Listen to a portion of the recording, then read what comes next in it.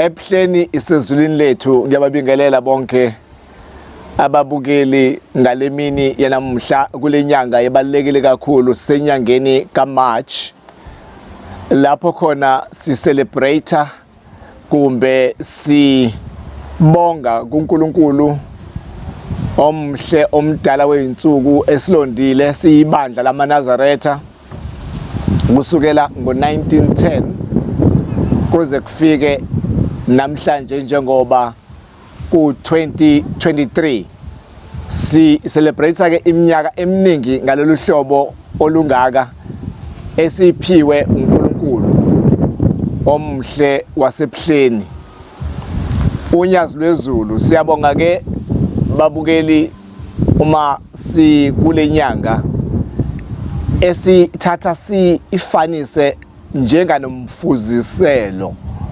wenyanga kaDisemba 25 lapho khona sisuke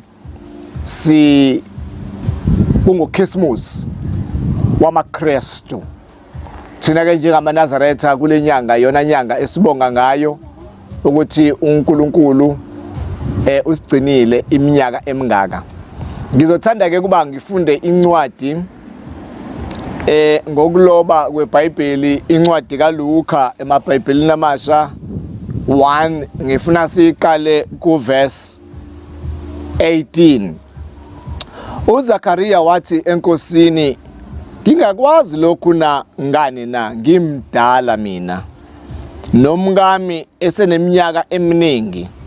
Ingelosi yaphendula yathi, ngikuGabriyeli omiyo phambi kaThixo, ngithunyiwe ukuba ngikhulume kuwe ngikushumayeze lezi indaba ezilungileyo. Ngizojomba sibese sifunda uverse 23. Sephumile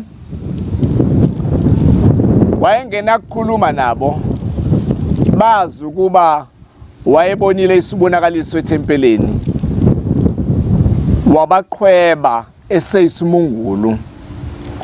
Kwathi seyiphelile izinsuku zokukhonza kwakhe wesuka wayendlini yakhe. 24.